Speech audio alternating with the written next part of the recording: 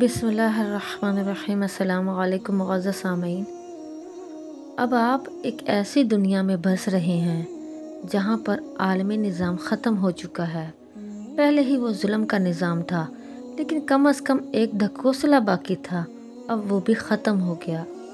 اب ظلم، جبر، تشدد، قتل عام اور فساد کا ایسا دور شروع ہو رہا ہے کہ الامان والحفیظ۔ پوری دنیا میں جس کے پاس طاقت ہے وہ کمزور پر ظلم کے پہاڑ توڑے گا اور کوئی کمزور کی مدد کرنے نہیں آئے گا۔ اسرائیل کی بربریت کو دیکھ کر اب بھارت کے ہندو صہیونی بھی مسلمانوں پر ظلم اور ستم کے پہاڑ توڑیں گے۔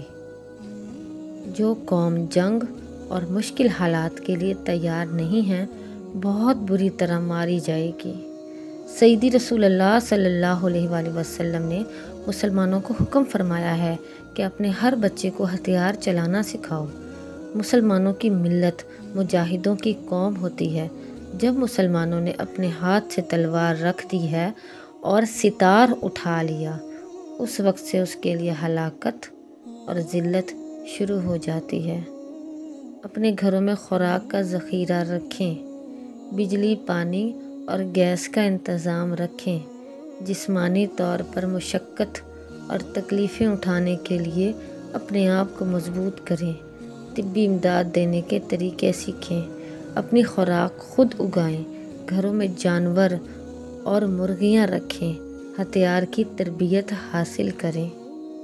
صہیونیوں نے جو غزہ میں کیا، آپ کا کیا خیال ہے وہ پوری دنیا میں نہیں ہوگا؟ آپ لوگ جو کر سکتے ہیں کریں۔ اگر ایک کام نہیں کر سکتے تو 10 کام تو آپ کر سکتے ہیں۔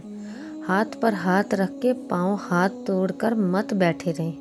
اپنے آپ کو حالت جنگ کے لیے تیار رکھیں۔ اپنی اولاد کو تربیت دیں تاکہ وہ جنگ میں بے موت نہ ماری جائے۔ زمانہ امن ہی تیاری کا وقت ہوتا ہے، کیونکہ زمانہ جنگ میں تو بس جنگ ہی ہوتی ہے۔ ضرور سوچیے گا۔